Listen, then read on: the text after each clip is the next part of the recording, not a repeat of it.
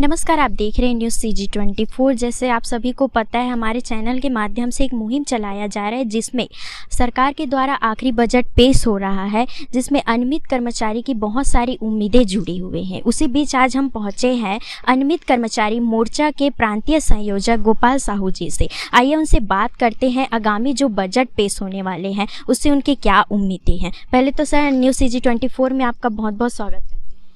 बहुत बहुत धन्यवाद मैम। आप लोग हमारे मुहिम को बढ़ाने में काफ़ी योगदान देते हैं। हमेशा आपका चैनल प्रदेश के जो लाखों अनियमित कर्मचारी है उसके लिए हमेशा संघर्ष रहता है, संघर्ष में साथ देते रहते हैं। उसके लिए मैं आप लोगों की टीम को बहुत बहुत धन्यवाद देता हूं और अपेक्षा भी रहता है आप लोगों से कि भविष्य में इस तरह से आप लोग सहयोग करते रहेंगे। धन्यवाद। बजट से आपको क्या उम्मीदें हैं? देखिए, ये वर्तमान सरकार की अंतिम बजट है और जब सरकार नहीं बनी थी तो कांग्रेस पार्टी ने हमें अपने वादा किया था हमसे कि हमारी सरकार जैसे बनती है 10 दिन में नियमित करेंगे। लेकिन आज ये 4 साल से अधिक समय हो गया है और वर्तमान सरकार का ये अंतिम बजट है, तो स्वाभाविक रूप से हमारी इसमें बहुत ज़्यादा अपेक्षाएं हैं और हम आपके माध्यम से माननीय मुख्यमंत्री महोदय से भी आग्रह करना चाहते हैं कि आप ये अंतिम बजट है और इससे हमको बहुत ज़्यादा उम्मीद है। प्रदेश के जो समस्त प्रकार के जो अनियमित कर्मचारी जैसे संविदा, दैनिक वेतनभोगी, कलेक्टर दर, जाब दर, मानदेय, आंशकालीन और आउटसोर्सिंग ठेका के सभी जो 7 प्रकार के कर्मचारी हैं उनको बहुत ज़्यादा उम्मीद है। मैं बताना चाहूँगा कि हमारे जो अलग अलग प्रकार के जो साथी हैं, आप संविदा, दैनिक वेतनभोगी, कलेक्टर दर, इस तरह से आप तो जानते ही हैं, लेकिन हमारे साथ कुछ ऐसे साथी हैं जो जाब दर में काम करते हैं। इसमें प्रमुख रूप से 2-3 विभाग में जो हैं जो जाब दर में काम करते हैं। जैसे हमारे साथ क्या है, पशुपालन विभाग में जो गौ सेवक जो साथी हैं या फिर जो PIAW में काम करते हैं या फिर जो मैत्री में काम करते हैं। इस तरह से क्या है, अलग अलग जो पशुपालन विभाग में अलग अलग क्षेत्र में काम करते हैं, ये इनको क्या है जो वैक्सीनेशन होता है उनके आधार पर इनको काम मिलता है। इसी प्रकार जो हमारे एक जो प्रमुख रूप से जो जाब दर में है, हमारे जो स्वास्थ्य विभाग में है, जो हमारे जो वैक्सीन वाहक जो साथी हैं, जिसको क्या है जो डब्बा या फिर वैक्सीन पहुँचाने के लिए उसको दिया जाता है, तो इन ऐसे साथियों को भी बहुत ज़्यादा सरकार से उम्मीद है। इसी प्रकार के जैसे हमारे जो शिक्षक, जो अतिथि शिक्षक साथी, इसमें अलग अलग प्रकार के, जैसे स्कूल में भी अतिथि शिक्षक हैं और फिर कॉलेज में भी है और पॉलिटेक्निक इंजीनियरिंग कॉलेज में भी है। तो ये तमाम तरह के जो हमारे साथी हैं, इस प्रकार जैसे आउटसोर्सिंग के जो साथी हैं, आप देखेंगे कि हर विभाग में आउटसोर्सिंग, 70 से अधिक विभाग में आउटसोर्सिंग के हमारे साथी हैं, जिसको बोला गया था सरकार कि भाई हमारी सरकार आएगी तो आउटसोर्सिंग ठेका बंद करेंगे। लेकिन जो जिसमें सरकार का पैसा बचना है वो भी काम सरकार पूरा नहीं कर रही है। तो इन परिस्थितियों में हम बोल सकते हैं कि सभी जो तमाम जो हमारे साथी हैं उनको इस बजट से बहुत ज़्यादा उम्मीद है और हमारे पास बस एक ही अंतिम रास्ता है या अंतिम एक जो छाड़ करना चाहिए, एक अवसर है जो हमारे पास कि हम इसी से उम्मीद लगाए हुए हैं। तो स्वाभाविक रूप से प्रदेश के जो लाखों अनियमित कर्मचारी हैं उनको बजट से बहुत ज़्यादा उम्मीद है और हमें उम्मीद भी है कि वर्तमान सरकार हमारे लिए कुछ करेंगे, क्योंकि हमारे पास देखिए, हम तो ये बोलते हैं कि भाई जो भी मुख्यमंत्री होता है या फिर जो प्रशासक होता है, शासन जो करते हैं, वो एक लोकतांत्रिक व्यवस्था में सरकार का एक अभिभावक के तौर पर काम करते हैं। उनको क्या तमाम जो कर्मचारी है, अधिकारी है या फिर क्या है जो नागरिक है, उनकी जो कल्याण के लिए वो होते हैं। तो उनको हमको लगता है कि नहीं, ये तो ऑलरेडी अपने घोषणा पत्र में या फिर हमारे मंचों पर आके बोला था कि भाई ये साल किसान मन के, अगले साल कर्मचारी मन के करवो। तो ये एक दफ़ा नहीं, कई सारे अवसर पर माननीय मुख्यमंत्री ने खुद कहा है कि भाई हम अनियमित कर्मचारियों को नियमित करेंगे और जो साथी जो अनियमित कर्मचारी निकाले गए उनको रोजगार देंगे और आउटसोर्सिंग ठेका प्रथा बंद करेंगे। तो इस स्वाभाविक रूप से ये लास्ट बजट है, तो इसमें सभी जो प्रदेश के अनियमित कर्मचारी हैं उनको बहुत ज़्यादा उम्मीद है और ऐसा आशा रखते हैं कि सरकार हमारी जो उम्मीद है उसको पूरा करेगी। आप बजट को लेकर क्या सुझाव देना चाहेंगे सरकार को? देखिए, हम तो एक अनियमित कर्मचारी है, तो स्वाभाविक रूप से हम बोलेंगे कि भाई जो एक बजट है वो जन कल्याणकारी होना चाहिए, प्रदेश के जो नागरिक हैं उनके हित के लिए होना चाहिए। और ख़ास तौर पर चूँकि मैं अनियमित कर्मचारी हूँ तो मैं स्वाभाविक रूप से मैं बोलूँगा मेरे जितने भी साथी हैं, 5.5-6 लाख जो साथी हैं, उनके लिए बजट प्रोविजन करें। मैं बता रहा हूँ आपको, मैं तो पूरे छत्तीसगढ़ का दौरा करता हूँ, चाहे बीजापुर, सुकमा हो या बलरामपुर, कोरिया या जसपुर। वहाँ पर इतने जो छोटे छोटे वर्ग के जो साथी काम करते हैं, जिसको 3,000 4,000 तनख्वाह मिलती है। जैसे मैं बताना चाहूँगा कि पंचायत विभाग में जो ग्राम पंचायत में ऑपरेटर है या फिर इस तरह से जो भृत्या है उसको कहीं पर 2,000, कहीं पर 3,000, कहीं पर 4,000 इस तरह देते हैं। तो ये इसके लिए तो ये बहुत महत्वपूर्ण है ना। और फिर देखिए, हम आशा इसी सरकार से रख सकते हैं क्योंकि उसने कमिटमेंट किया था।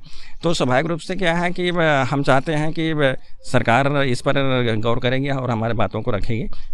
ऐसे तो क्या है कि अंतिम बजट है, स्वाभाविक रूप से हर वर्ग के लोग हैं चाहते हैं कि उसकी कोई ना कोई बातें इस बजट में आए और उनकी जो उम्मीदें हैं पूरा हों। तो मैं भी एक नियमित कर्मचारी होने के नाते मैं भी मेरा भी मूड है कि हमारे जो इतने अनेक प्रकार के जो साथी हैं सबको फ़ायदा मिले। अब जब मैं छोटे से मैं एग्जांपल देना चाहूँगा। हमारे जो अतिथि जो शिक्षक होते हैं उनको क्या है, कहीं पर क्या है जगह 8 से कहीं पर 4,000, कहीं पर 8,000, कहीं पर 10,000 देते हैं।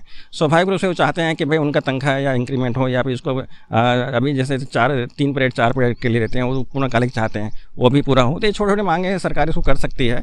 हमारे जो आंगनबाड़ी में बहनें हैं या फिर मितानिन बहनें या फिर रसोईया जो साथी हैं, जिसको रसोईया साथी हम जानते हैं कि 50 रुपये रोजी देते हैं, 1,500 रुपये महीना की मिलता है। तो स्वाभाविक रूप से ये सब कुछ बहुत ज़्यादा उम्मीद है सरकार से, और मुझे लगता है कि सरकार इसके लिए कुछ न कुछ ज़रूर पहल करेगी, क्योंकि इसके बाद तो सरकार के पास कोई रास्ता नहीं है और हमारे पास भी कोई रास्ता नहीं बचेगा।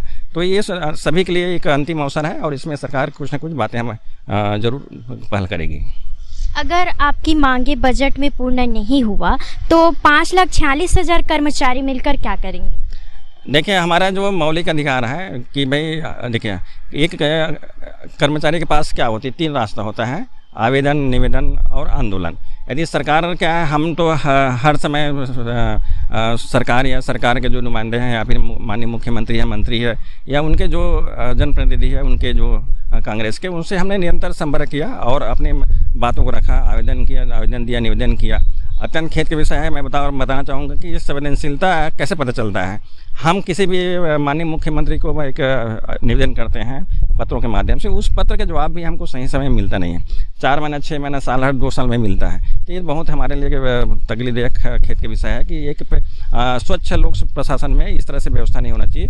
यदि मैं एक आम नागरिक हूँ, किसी भी कोई रिक्वेस्ट कर रहा हूँ, उसका जवाब जैसे भी है या सुनो तो मिलना चाहिए, लेकिन यहाँ पर जवाब भी नहीं मिलता है। तो इस तरह से नहीं होना चाहिए। दूसरा चीज़, जो व्यवस्थाएँ हैं, हाँ, कि भाई हमको जो एक लोकतांत्रिक पद्धति से जो हमको अधिकार मिला है कि यदि कोई कर्मचारी है वो उसको आंदोलन या अपनी बात रखने का अधिकार है। तो जो संविधान के तहत जो व्यवस्था है उसके तहत हम जरूर एक प्रयास करेंगे। और हमने तो घोषणा कर रखा है कि 12 मार्च को एक हम अनियमित सभा करने जा रहे हैं, जिसके माध्यम से हम अपने साथियों को एकत्र करेंगे और अपनी बात को यदि बजट में आता है तो हम एक आभार सभा के रूप में परिवर्तित करेंगे। यदि नहीं करती है तो हम एक आक्रोश सभा के रूप में उस सभा को परिवर्तित करेंगे। और ये हमारा प्लान है, हमने डिक्लेयर कर चुका है कि 12 मार्च 2023 को एक अनियमित सभा का आयोजन रायपुर में किया जा रहा है। और मैं आपके माध्यम से प्रदेश के जो लाखों अनियमित कर्मचारी है उनसे भी आग्रह करूँगा कि आप 12 मार्च रविवार है, सभी अपने अधिकार के लिए आइए। जब तक आप अपने अधिकार के लिए नहीं आएंगे, आपको अधिकार प्राप्त करना बहुत मुश्किल है। और आपके एक प्रतिष्ठित चैनल है, मैं आपके चैनल के माध्यम से पूरे जो अनियमित कर्मचारी है उससे मैं आह्वान करता हूं, अपने अधिकार के लिए आपको आना पड़ेगा। यदि आप नहीं आएंगे, कई प्रकार की बहानाबाजी करेंगे या किसी प्रकार की आप टाल मटोल करेंगे तो स्वाभाविक रूप से उसका नुकसान आपको होने वाला है। सरकार से हमको उम्मीद थी कि हमारे लिए कुछ ठोस पहल उठाएगा, लेकिन मुझे लगता है कि एक कोई तकनीकी पहलू होती है जिससे बजट बनता है। तो बजट में मेरे ख्याल से इस तरह से कोई परिस्थितियाँ, संभावना हमको नज़र नहीं आ रही है। फिर भी उम्मीद है हमको कि चूँकि सरकार एक सबके लिए एक लोकतांत्रिक सरकार होती है, वो सभी के लिए सोचते हैं। हो सकता है कि हमारी जानकारी में नहीं है, सरकार यदि कुछ करते हैं तो हम उसको आभार व्यक्त करेंगे, यदि नहीं करेगा तो हम आक्रोश के माध्यम से, इस सभा के माध्यम से अपनी बात को सरकार के समक्ष रखेंगे। आपको कितने साल हो गए अनियमित कर्मचारी के नेतृत्व करते? ऐसा तो हम लोग क्या है, जो सीधे तौर पर करना चाहिए कि हम लोग 2016 में एक संगठन का निर्माण किया था, जिसमें कोई भी संगठन एक से नहीं होता है, बहुत सारे साथी होते हैं। 8-10 हमारे साथी थे, उनके साथ मिल करके हम लोगों ने शुरू किया था। उसके बाद चूँकि हम तो एक बैकड्रॉप में रहने वाले हम एक कर्मचारी थे। हम कभी बाहर नहीं आए, लेकिन परिस्थितियाँ ऐसे हुई 2018 के चुनाव के बाद में हमको फ्रंट में आना पड़ा। तब से हम इस सक्रिय मतलब राजनीति सक्रिय मतलब जो कर्मचारी नेतृत्व के रूप में हम भूमिका में निभा रहे हैं। अभी मैं वर्तमान में छत्तीसगढ़ अनियमित कर्मचारी मोर्चा के प्रांतीय संयोजक हूँ, और इस मोर्चा के माध्यम से जो प्रदेश के जो अनियमित कर्मचारी की जो समस्याएं पीड़ा है उसको हम शासन प्रशासन के समक्ष रखने का प्रयास कर रहे हैं। 2018 से आप नेतृत्व करते आ रहे हो, तो ऐसा क्या कारण है जिससे आपको सफलता नहीं मिली, सरकार आपकी मांग को सुनी नहीं? बहुत अच्छा प्रश्न किया आपने। देखिए, इसके दो कारण होता है। एक तो सरकार की संवेदनशीलता है, यदि उसने कोई कमिटमेंट किया है तो उसको कितनी गंभीरता से लेता है, इसके खुद की उसकी विचारधारा होती है। लेकिन दूसरा चीज़ होता है कि जिसके लिए कमिटमेंट किया है वो कितना गंभीर हो है अपने विषय के लिए। स्वाभाविक रूप से हमारी कमजोरी भी है कि हमारे साथियों से हमको सहयोग नहीं मिलता।